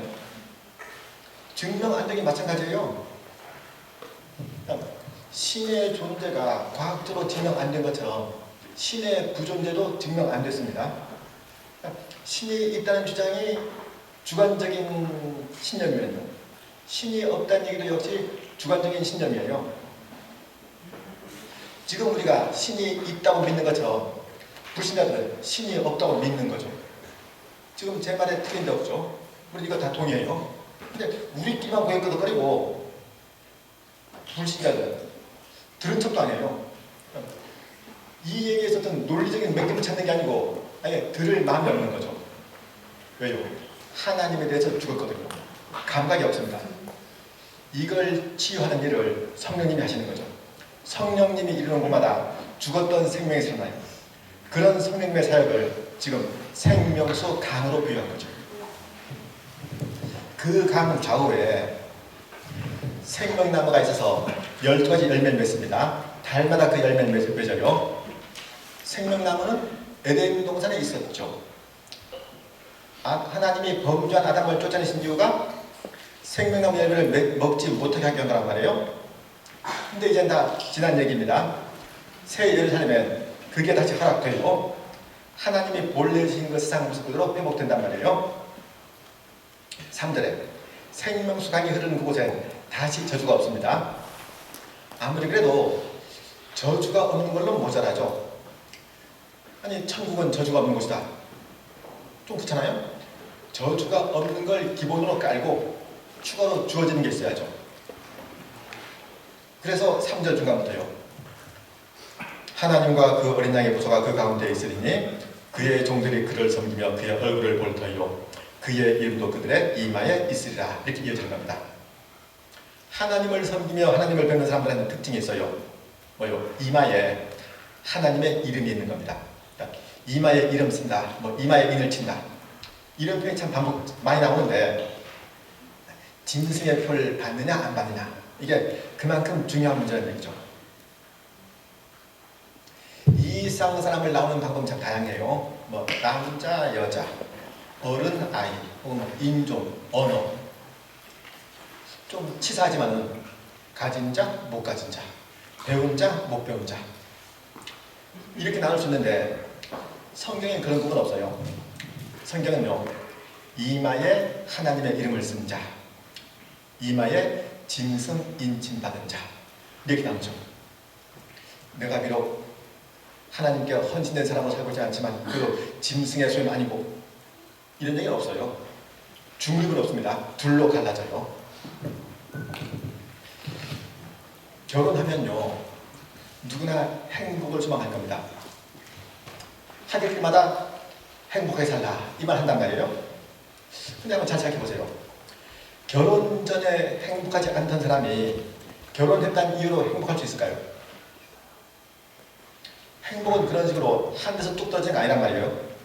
자기는 가만히 있는 채 배우자가 행복 보따리를 갖고 와서 결혼하고 이게 아니고요. 결혼 전에 행복하게 살던 사람이라야 결혼 후에도 행복하게 살 수 있는 거죠. 갑자기 그냥 분위기 팍팍 깨지는 건가요? 자, 새 세트로 왕노릇 한다. 마찬가지예요. 어느 날 갑자기 그런 일이 이루어지는 게 아니고요. 이 땅에서 이미 그렇게 살고 있어야죠. 이 땅에서 그렇게 살고 있는 사람이라야 새하늘 새 땅에서 새 세트로 왕노릇 하겠죠. 우린 천국을 소망하기 이전에 이 땅에서 거기에 합당한 모습으로 살고 있어야죠. 제가 3남 1녀의 차남입니다. 제 위에 형이 있고 그 다음 저고요. 누이 동생, 막내 남동생이 있는데 저희 형제들이 죄송합니다. 학생 때 공부를 제법 했어요. 형도 그렇고 저도 그렇고. 근데 막내가 공부를 참 못했습니다. 와 좀 신기해요. 어쩌면 공부 못할 수 있는지. 근데 보면요 공부 못하면 해요. 고등학생 때, 중학생 때 형이나 저는요 아침에 잠깐 늦잠 잘 수 있잖아요. 어머니가 안 깨워줘서. 그러면 어머니한테 그냥 왜 빨리 안 깨니까 온갖 짓 다 부르면서 밥 안 먹고 뛰어가죠. 요즘에 아니면 그때는 그 도시락 싸고 다녔습니다. 어머니는 급하게 도시락 싸주시는데 그나마 그거 받고 갈 때도 있고 아니면 기분 나쁘다고 그냥 그것도 안 받고 그냥 갈 때도 있고요. 형도 그러고 저도 그랬어요. 동생은요 늦었네 하면서 밥은 꼭 먹어요. 어떤 때는 두 그릇도 먹어요. 제가 신기해서 물었습니다. 야 혁종아, 넌 지각했는데 밥이 목표로 넘어가냐? 아 형 생각해봐봐. 지각해서 공부 못하나 배고파서 공부 못하나 어차피 공부 못하는 건데 배는 불러야지. 맞나요? 제 동생이요 일부러 지각 안 해요. 지각 안 할 만 있어요. 어지간하면 지각 안 하고 싶은데 아침까지 걸러가면서 지각 안 하기 싫다는 거죠. 우리도 신앙생활 잘할 마음 다 있잖아요. 그죠? 어지간하면 잘하고 싶죠. 어떤 손해나 희생을 감수하면서까지 잘할 마음은 없죠. 그냥 저절로 잘해졌으면 좋겠죠. 한자성어로 양심불량 8절로 21절요. 요한계시록은 요한의 창작 아니에요. 하나님이 천사를 통해서 요한한테 보여주시는 그 환상에 대한 기록입니다. 그러면 요한계시록은요 끝났어요. 이제부터는 요한이 본 환상이 아니고 일종의 회상이죠. 자기가 본 환상을 전하는 게 아니고 자기가 본 환상을 전한 다음에 그걸 회상하는 겁니다. 제일 먼저 하는 말은요 8절 9절이죠. 요한이 천사한테 경배하려 그랬는데 천사가 만류했다, 이거요. 이 얘기는 앞에 19장 10절에 나온 얘기입니다. 19장 10절 보면요, 내가 그 발 앞에 엎드려 경배하려 하니 그가 나에게 말하기를 나는 너와 및 예수의 증언을 받은 내 형제들과 같이 된 종이니 삼가 그리하지 말고 오직 하나님께 경배하라. 예수의 증언은 예언의 영이라 하더라. 이 내용이 있었는데 지금 이 내용을 회상하는 거예요. 이게 뭐 그리 중요하죠? 아니 내가 천사를 통해서 환상을 봤는데 그 천사한테 경배하려 그러니까 천사가 하지 말라 그러더라. 그러니까 요한이 일종의 실수담이잖아요. 좀 쪽팔리는 얘기일 수 있는데 이걸 이렇게 앞에서 한번 말씀드렸지 이걸 또 해요. 그러니까 이 얘기가 그만큼 중요한 거죠. 천사한테 경배하려 그랬는데 하지 말라 그런 거. 이게 왜 중요해요? 천사는 경배 대상이 아니에요. 설마 요한이 그걸 모르진 않았겠죠. 그런데 하나님 말씀을 전달받은 감격이 워낙 크다 보니까 잠깐 그 감정이 격해서 그랬겠죠. 그런데 만일 요한이 천사를 이때 경배했다고 가정하면요 어떻게 되는 겁니까? 요한이 천사를 경배하면은 천사가 요한보다 더 높은 존재가 되겠죠. 그죠? 그러면 하나님 말씀을 지켜야 되는 책임은요 누가 커요? 천사가 요한한테 뭐라 그러는 거 아니? 9절에 나는 너와 내 형제 선자들과 또 이 두루마리의 말을 지킨 자들과 함께 된 종이니 그리하지 말고 하나님께 경배하라 그랬단 말이에요. 천사가 자기도 요한과 함께 된 종이랍니다. 그럼 하나님의 종으로 살아야 되는 책임은 천사 요한이랑 똑같은 거예요. 말씀을 듣는 자의 책임은요 말씀을 전하는 자한테 경의를 표하는 게 아니고 그 받은 말씀을 같은 분량으로 지키는 겁니다. 동의하시죠? 잘못된 거 없죠? 저는요 직장 생활 하다가 신학을 좀 늦게 했어요. 근데 요즘은 안 그런데 한동안 아우 전도사님 왜 그렇게 힘든 길 택했어요? 이 질문을 몇 번 받았습니다. 한 번 제가 물었어요. 아니 왜 목회는 힘들다고 생각하세요? 아유 목회하면은 항상 말씀대로 살아야 되잖아요. 당연히 힘들죠. 이 얘기는요 두 가지 면에서 잘못되었습니다. 하나는 말씀대로 사는 게 힘들면 하나님은 우리를 괴롭히는 분인가요? 기독교가 고행의 종교예요? 말씀대로 살라 얘기는요 세상을 재밌게 살 수 있는 권리를 포기해라가 아니고 세상을 바로 살아라 얘기입니다. 하나님을 살아가는 사람한테는요 하나님을 살아가는 게 쉬워요. 말이 좀 이상한가요? 하나님을 사랑하는 마음은 없는데 사랑하는 거 흉내를 내려니 힘들죠. 말씀도 살라는 거. 아니 자 연애하시는 분들 딴 남자 만나지 마. 힘들어요. 생일 챙겨. 힘들어요. 말씀대로 사는 건 힘든 게 아니란 말이에요. 근데 힘들다는 편견이 있습니다. 하기 싫은 신앙생활 억지로 하고 있죠. 하나님 참 무한하시겠죠. 아이고. 또 있어요. 목회자가 믿는 예수나 평신도가 믿는 예수나 같은 예수입니다. 하나님 앞에 아무런 차등 없어요. 그러니까 목회자는 하나님 말씀에 목숨 걸고 순종해야 되지만 평신도는 하나님 말씀을 지킬 수 있으면 다행이고 지킬 수 없어도 별 수 없고가 아니란 말이에요. 순종 책임이 똑같습니다. 에이 그래도 목사님이 더 이런 얘기는요 목사들끼리 있는 자리에서는 할 수 있어요. 목사들끼리만 있으면 그래도 우리가 먼저 본을 보여야지. 이 얘기는 자기들 책임을 말하는 거니까. 근데 평신도가 그래도 목사님 본 보셔야죠 는 자기 책임을 나타내는 게 아니고 발뺌하는 얘기죠. 여기 군대 갔다 오신 분 계시죠? 남자분들 중에 장교 출신 계신가요? ROTC 없나요? 장교 있다 없다? 전부 다 상근 예벽이에요? 군인들한테는 군인 정신을 묻습니다. 그럼 군인 정신은 장교한테는 반드시 있어야 되지만 사병한테는 있으면 다행이고 없어도 그만이다. 맞아요? 군인 정신은 똑같이 있어야죠. 물론 장교가 되어서 일반 병만큼도 군인 정신이 투철하지 못한 건 부끄러운 일입니다. 근데 장교가 먼저 군인 정신이 있어야 우리 사병도 군인 정신, 이건 아니에요. 똑같이 있어야죠. 목회자가 벌써 말씀대로 살아야 우리 평신도도 아니요.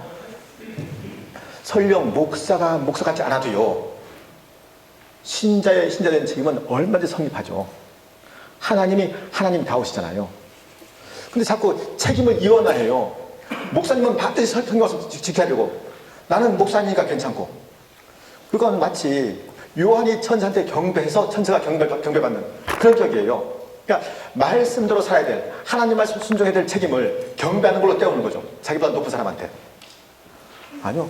우린요 말씀을 전달받았다 그래서 전달받은 사람한테 와 대단하십니다 하면 되는 게 아니고 전달받은 사람이나 전달한 사람이나 말씀 앞에 똑같이 1대1로 서 있는 겁니다.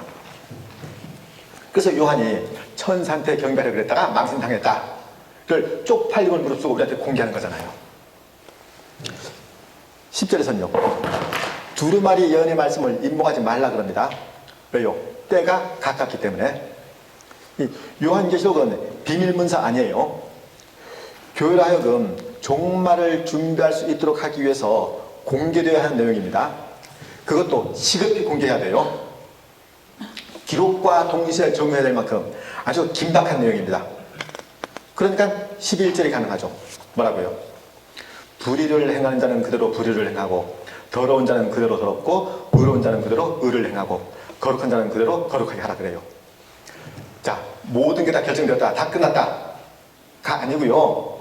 우리 행동을 정하는 게 그만큼 시급하다. 이 얘기예요. 꿈을 그리는 자들 향해서 구제불능을 선언할 만큼 그만큼 급한 겁니다. 꿈을 거리는 자들 향해서 구제불능을 선언한다. 뭐요? 불의를 행하는 자는 그대로 불의를 행하고 더러운 자는 그대로 더럽고 의로운 자는 그대로 의를 행하고 거룩한 자는 그대로 거룩하게 하고 있으면 주님이 속히 오신단 말이에요. 주님한테는 줄 상이 있어서 각 사람한테 행한 대로 갚아주신답니다. 이 일상 역사가 정말로 주님께 달려있으면 주님께 잘 보낸 일이 무엇보다도 중요하겠죠. 할 수만 있으면 주님 기뻐하시는 일을 해야 되겠죠. 14절에서는요 그 일을 두루마기를 빠는 걸로 설명합니다. 그러니까 자기 두루마기를 빠는 자들은 복이 있대요. 그러면 자기 두루마기를 빨지 않아서 복이 없는 사람은 어떤 사람이요?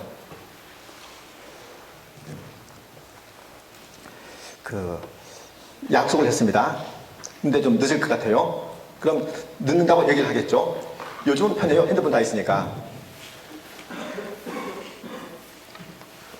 자, 한 친구가 한 20분쯤 늦었다 그럽시다. 그럼 약간 짜증스러운 말로 야, 왜 늦었어? 야, 늦는다고 그랬잖아. 전 이게 이해가 안 되는 게요.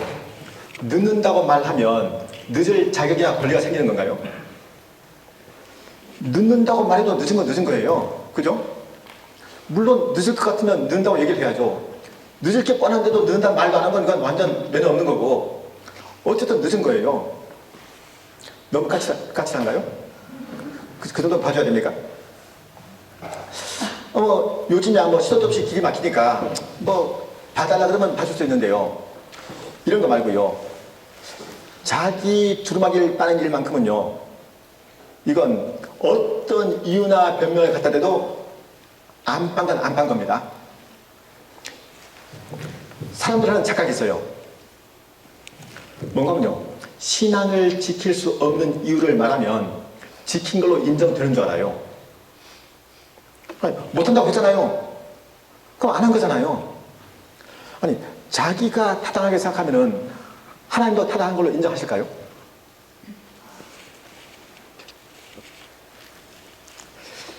요즘은 모르겠네요.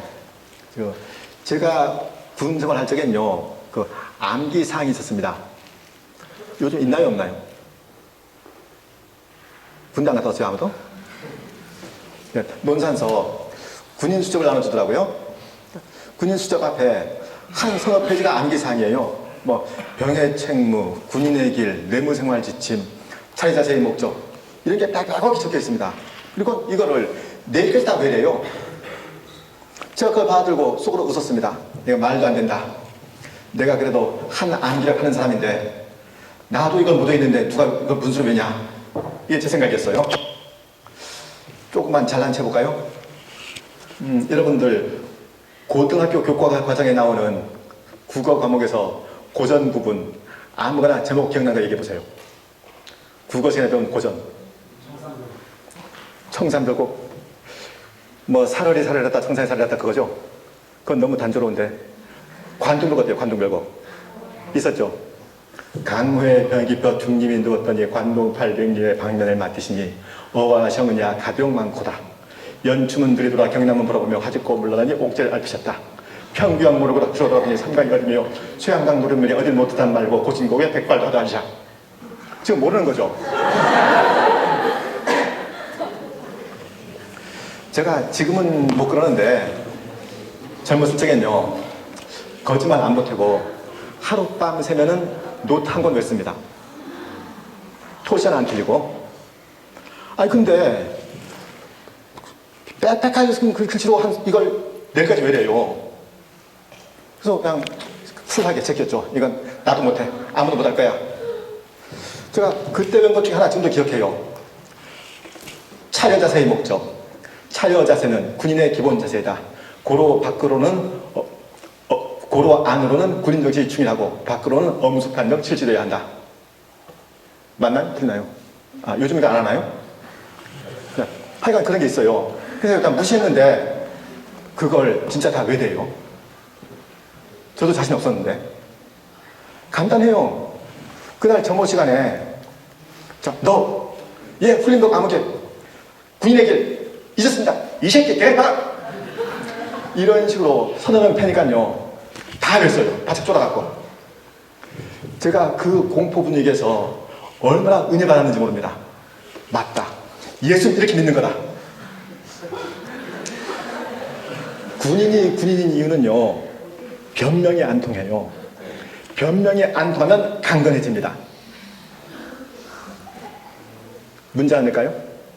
다음 중 변명이 가장 많이 통용되는 조직은 1. 회사 2.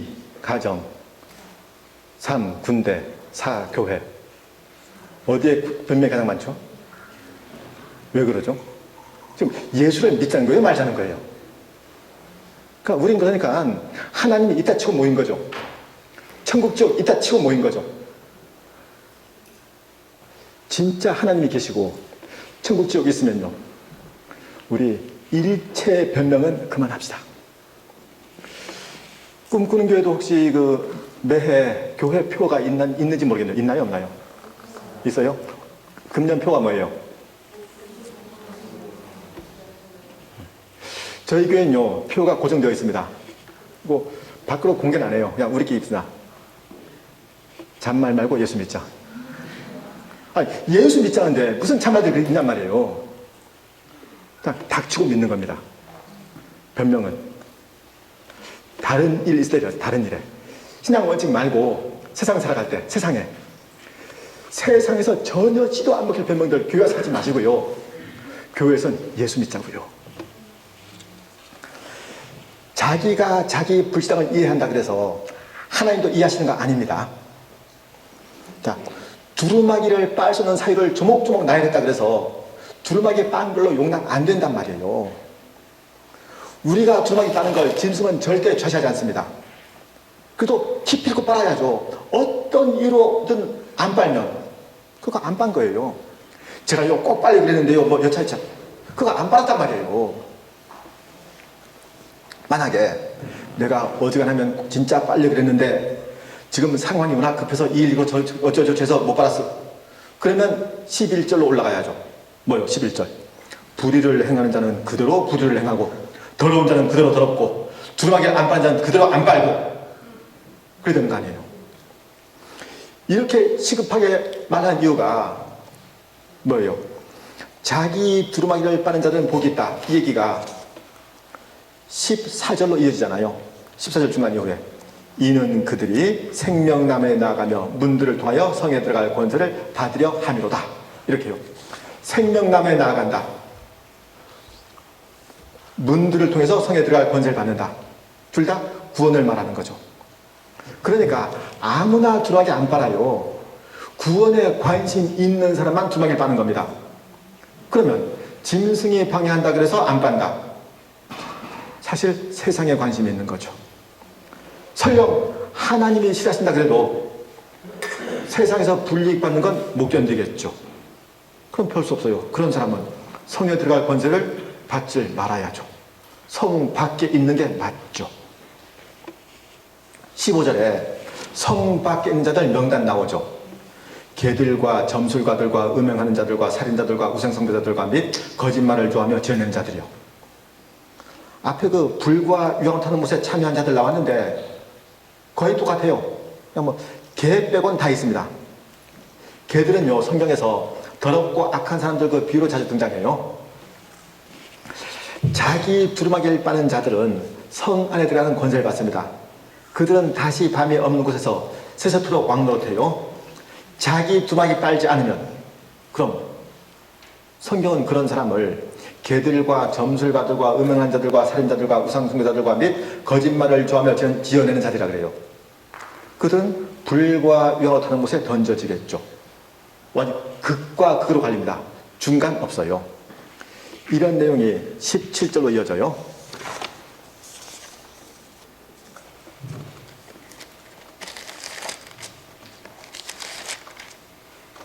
성령과 신부가 말씀하시기를 오라 하시는도다.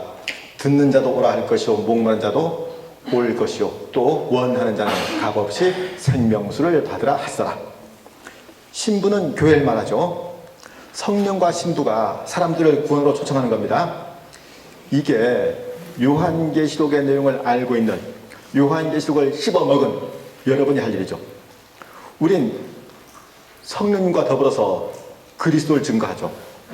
듣는 자도 부르고 목마른 자도 부르고 원하는 자도 부르고 할 수만 있으면 다 불러야 돼요. 이보다 더 시급하고 중요한 다른 일이 없습니다. 굉장히 중요한 내용 말할 적엔 말 마치면서 한 번 더 다짐받잖아요. 행여 실수가 있을까 그걸 조심하는 건데 지금 18, 19절이 그렇습니다. 지금까지 말한 내용 외에 다른 걸 더하면 여기 기록된 재앙을 더할 거고 지금까지 말한 내용에서 뭐든지 빼면 구원을 박탈한다 그래요. 표현이 상당히 세죠. 왜요? 그만큼 내용이 중요하단 말이에요. 다른 것 몰라도 이거만큼은 꼭 해야 된다 이거잖아요. 그러면 이런 표현을 보면서요 우린 먼저 놀라야 돼요.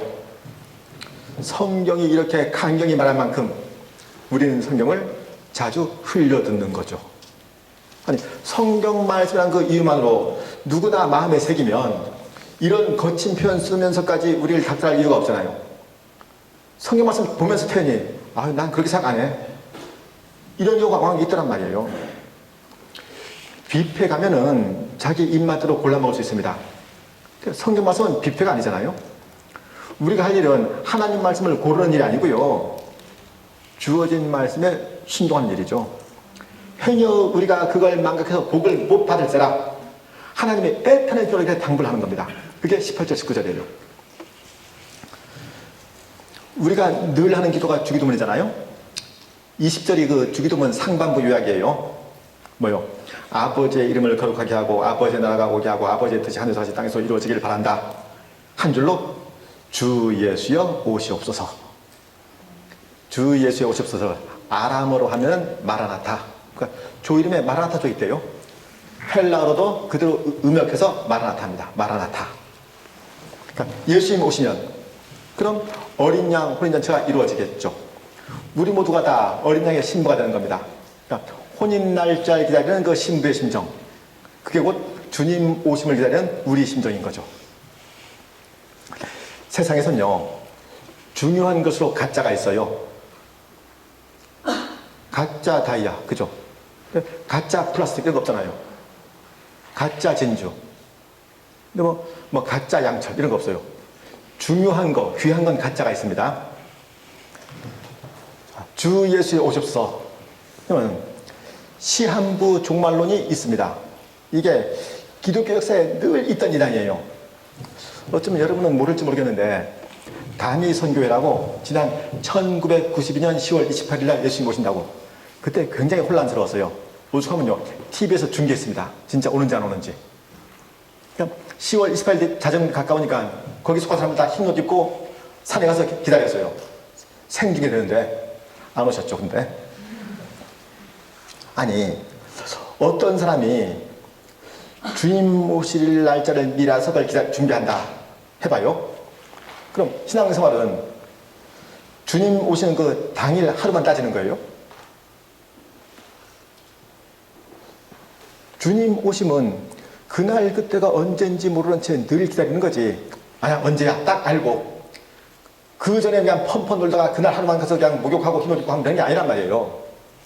그러니까 시한부 종말론이 항상 있었던 이단입니다. 간혹요 좀 부끄러운 얘기인데 목사가 교회 재정을 횡령해서 좀 무리를 일으키는 거 간혹 있어요. 그죠? 사실 인터넷에 그런 기사 있을 때마다 참 민망합니다. 그리고 사람들은요 마치 모든 교회가 다 썩은 것 같이 그 교회를 욕해요. 그런데 사람들이 모르는 그 보편적인 문제가 따로 있습니다. 대부분 사람들이 뭘 모르는 거 아니에요? 우리나라 교회의 33%가 교인 수 50명이 안 되는 작은 교회입니다. 그러면 나머지 다 큰 교회냐? 150명 안 되는 교회가 또 33%예요. 어떤 기준인지 모르겠는데 교회 재정이 안정되려면요 적어도 교인이 350명은 넘어야 된답니다. 그럼 350명 넘는 교회는 몇 안 되는 거죠.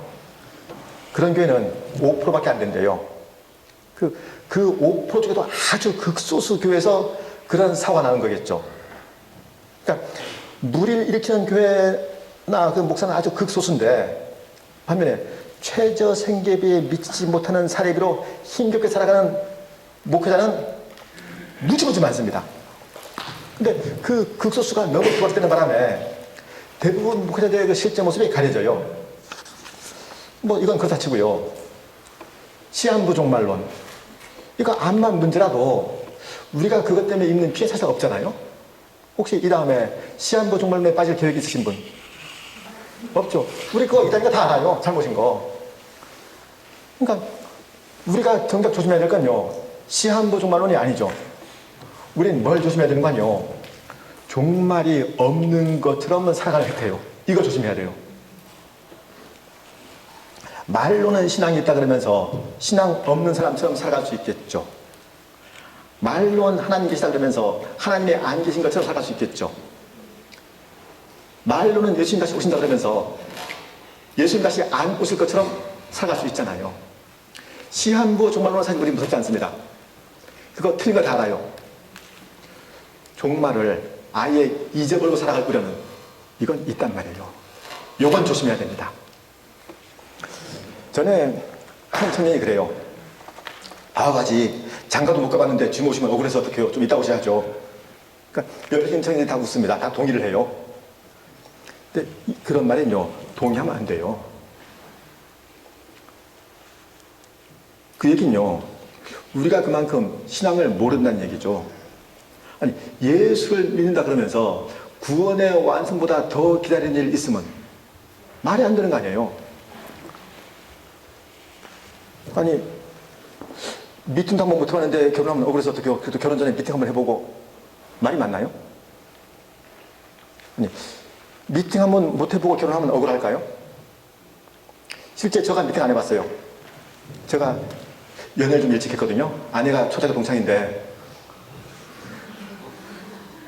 그래서 미팅 한번 안 해보고 결혼했습니다. 전혀 안 억울해요. 오히려 자랑스럽죠.